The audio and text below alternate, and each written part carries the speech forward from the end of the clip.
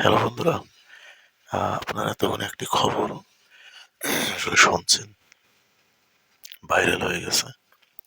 সেটা হলো আমাদের ক্রিকেটার খেলোয়াড় আশরাফুল ভাই আসলে বিসিবির আসলে কোর্স বিসিবির কোর্স হতে চলছেন।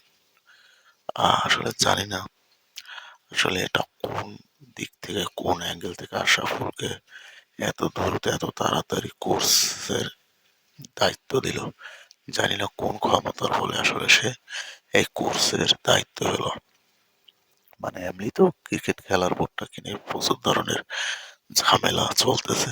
এর ভিতর আরেক ঝামেলা এসে পড়লো আমাদের আশরাফুল ভাই। এমনি ক্রিকেট খেলা আমাদের যে খেলোয়াড় অন্যান্য দলগুলো দেখুন বিলুপ্ত হয়ে যাচ্ছে।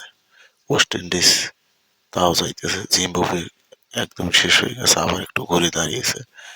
আরো অন্য কেনিয়া, এরকম অনেক অনেক দেশ আছে, তারা কিন্তু এই কারণে কিন্তু তাদের খেলা ধ্বংস হয়ে গেছে। এখন সেই জায়গায় কিন্তু আমাদের খেলাটা এসে পৌঁছেছে।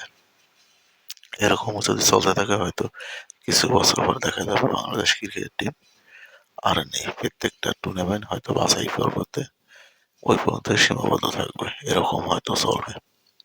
তো আমি জানি না যে আশরাফুলকে কেন এইরকম একটা বড় দায়িত্ব দেওয়া হয়েছে। কারণ সে দেশের সাথে বেইমানি করছে, দলের সাথে বেইমানি করছে টাকার জন্য। টাকার জন্য সে বেইমানি করার কারণে কিন্তু সে মাঠ খেলা থেকে ছিটকে গেছে না। সে যে আগামীতে কোচ হিসাবে যে বেইমানি করবেন এর কি মানে যুক্তি আছে, কি আছে? যে একজন বেইমানকে এরকম একটা জায়গায় এসে এরকম একটা পোস্ট দেওয়া হলো, আমি আর আসলে কোনো কিছু বুঝি না। তো জানি না বন্ধুরা ভিডিওটা কেমন হলো। যদি ভিডিওটা ভালো হয়ে থাকে একটু কমেন্ট করবেন এবং আমার চ্যানেলটা একটু সাবস্ক্রাইব করবেন।